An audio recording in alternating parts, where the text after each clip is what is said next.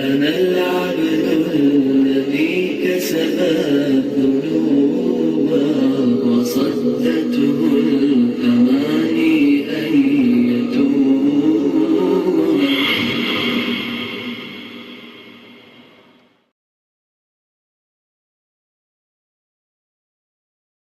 Doctor کمال اختر صاحب قاسمی جو علی گڑھ سے تشریف لائے ہیں، ان کا مقالہ ہے خطیب الاسلام حضرت مولانا محمد سالم قاسمی صاحب، وحدت فکر و عمل۔ السلام علیکم ورحمۃ اللہ وبرکاتہ۔ نحمدہ ونصلی علی رسولہ الکریم، اما بعد۔ مقالے کا عنوان حضرت مولانا سالم قاسمی رحمہ اللہ، وحدت فکر و عمل۔ تمہید کو چھوڑتے ہوئے ایک عنوان ہے حضرت مولانا کا منہج فکر و عمل۔ مولانا مرحوم کا منہج فکر عالمی تھا، عالمی حالات و قوائف پر گہری نظر تھی۔ دشمنوں کی طرف سے مسلمانوں اور اسلام پر عائد کیے جانے والے اتہامات و الزامات کے تعلق سے فکر مند رہتے تھے۔ اس کے لیے مسلمانوں کو کیا کرنا چاہیے اور ان کی اصل ذمہ داری کیا ہے، اس پر آپ کی تحریروں میں خصوصی توجہ دلائی گئی ہے۔ مولانا مرحوم نے جدید حالات و تقاضے اور عصر جدید کے اعتراضات کو سامنے رکھ کر اسلام کا وسیع تر مطالعہ کیا اور مستشرقین اور اسلامی تعلیمات میں تشکیک پیدا کرنے والوں کا نہایت علمی اور منطقی جواب دیا۔ اتحاد ملت کے عظیم دائی حضرت مولانا عصر حاضر کی وہ نایاب شخصیت ہیں جنہوں نے بلا تفریق مسالک و مکاتب فکر مسلمانوں کے درمیان اتحاد کی بے پناہ کوششیں کیں۔ مولانا مرحوم کی وفات اس پہلو سے امت مسلمہ کے لیے سب سے بڑا خسارہ ہے کہ مولانا کی وسیع تر ذہن و فکر کی حامل شخصیت پر امت مسلمہ کا اتحاد ہو سکتا تھا۔ میرا اندازہ ہے کہ تمام مسالک و مکاتب فکر کے ذمہ داروں نے عظیم موقع اتحاد کو گنوا دیا ہے۔ اب شاید امت کو ایسی شخصیت آسانی سے میسر نہ آ سکے جس کی قیادت پر پوری ملت اسلامیہ کا اتفاق ہو سکے۔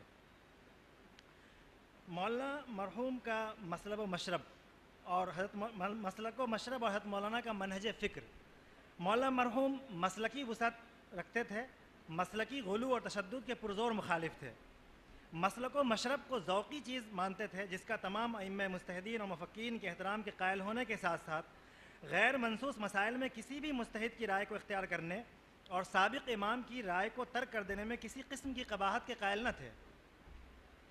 مسلک و مشرب کے تعلق سے حضرت مولانا مرحوم کا منہج جہاں دیدگی اور عصر حاضر کے تقاضوں کو مکمل طور پر سمجھنے اور حقیقت شناسی اور دور اندیشی پر مبنی ہے۔ آج ملت اسلامیہ کے لیے نہایت خوفناک امر یہ ہے کہ انہیں مسلک و مشرب کا اس قدر پابند بنا دیا گیا اور پابند کر دینے کی کوششیں کی جا رہی ہیں کہ مسلمانوں کا اصل دین اور اصل اسلام سے ربط و تعلق انحطاط کا شکار ہو رہا ہے۔ وہ منزل من اللہ دین سے کم اور مسلک و مشرب سے زیادہ مربوط ہو رہے ہیں۔ منزل من اللہ دین کے اثرات کم اور مسلک و مشرب کے اثرات ان پر زیادہ طاری ہو رہے ہیں۔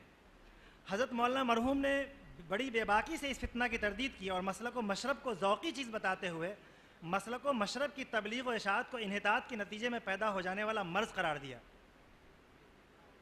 مسلمانوں کی تباہی اور مسلمانوں کے درمیان بھیانک قسم کے انتشار پھیلانے میں ہمارے اس رویے کا بہت بڑا دخل ہے کہ ہم جس مسلک کی پیروی کرتے ہیں اسی کو اصل دین مان کر اسی کی تبلیغ بھی کرنے لگتے ہیں۔ اتنا ہی نہیں بلکہ اپنے مسلک کو غالب کرنے کے لیے مناظرے، مجادلے، لڑائیاں، جھگڑے اور تمام تر بد اخلاقیوں کو انجام دینے کو جہاد کے برابر ثواب کا کام بھی سمجھتے ہیں۔ اور ہماری تمام تر جد و جہد مسلکی چہار دیواریوں میں مقید ہو کر رہتی ہے۔ تعلیم و تعلم، درس و تدریس، بحث و تحقیق، مناظرے و مباحثے، تعلیمی و تربیتی اداروں اور تنظیموں کا قیام اور اصلاح ناس کی سرگرمیاں سب کے سب مسلک و مشرب کی تنگ و تاریک کوٹھریوں میں بند ہو کر انجام پاتی ہیں۔ مولانا مرحوم نے مسلکی شدت پسندی پر سخت گرفت کی اور نہایت واضح لفظوں میں بتایا کہ مسلک مختار ترجیحی تو ہو سکتا ہے لیکن مستحق تبلیغ نہیں۔ اس کی اشاعت و تبلیغ کی کوشش کرنا باعث انحطاط کے علاوہ کچھ بھی نہیں ہے۔ میرے خیال سے مسلمانوں کے دور زوال کا پہلا اور واحد مفکر آپ ہیں جنہوں نے اس حقیقت کو بیان کرنے کی جرأت کی کہ فقہا کا استنباط کردہ قانون اسلامی دین کے درجے میں نہیں ہے۔ دین تو صرف اور صرف وہ ہے جو منزل من اللہ ہے، جس میں عقل انسانی کا قطعاً دخل نہیں۔ مسلمانوں کے انحطاط کا نقطہ آغاز یہی ہے کہ فقہا کے استنباط کردہ قانون کو اصل دین سمجھایا گیا۔ بلکہ فقہی مسالک تو دور، مکتب و مشرق کی پابندیوں کو بھی اصل دین ہی بتایا جا رہا ہے۔ منزل من اللہ دین کی تبلیغ چھوڑ کر مسلک و مشرب کی تبلیغ اور اسے غالب کرنے کے لیے ہر طرح کے الٹ پھیر اور تحریف و تنقیص کا رویہ اختیار کیا جا رہا ہے، بلکہ اب تو مسلک و مشرب کے نام پر سر بکف سر بلند علماء حق کے نعرے بھی وضع کر لیے گئے ہیں، اور اپنے مکتب و مشرب سے باہر کے لوگوں اور ان کی دینی سرگرمیوں پر فتاوی کفر چسپاں کرنے کا رویہ بھی عام ہوتا جا رہا ہے۔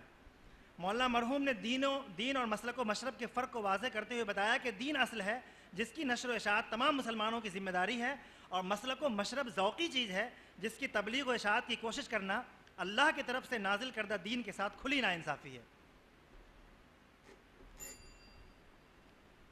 اب مقالہ ختم کرتے ہوئے جو آخری خاتمے کا حصہ ہے وہ پڑھ دیتا ہوں کہ مولانا مرحوم ایک جگہ لکھتے ہیں کہ تشکیل نظام کے اس مرحلے پر یہ حقیقت ہر اختلاف سے بالاتر ہو جاتی ہے کہ قوموں کے لیے ہر دائرے حیات میں ترقی کی خشت اول صرف وحدت فکر ہی ہونی چاہیے، ورنہ اختلاف افکار و نظریات کے سامنے ارتقاء کا تصور ایک ایسا خواب ہوگا جو کبھی شرمندہ تعبیر نہیں ہو سکتا۔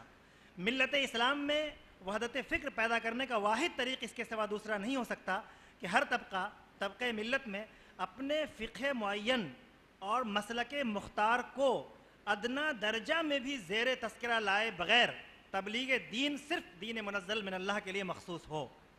حضرت مولانا سالم قاسمی نور اللہ مرقدہ جہاں اتحاد امت کے فکر مند داعی ہیں، وہیں وحدت امت کی ضرورت و اہمیت اور اس کے اسباب و ذرائع پر گہری نظر رکھتے ہیں۔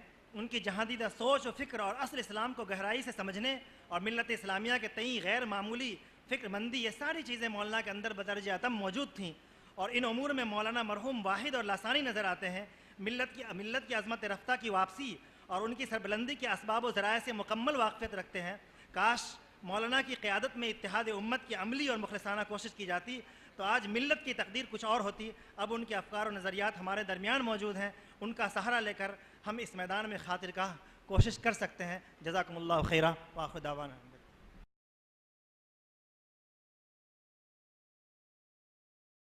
أنا العبد الذي كسب الذنوب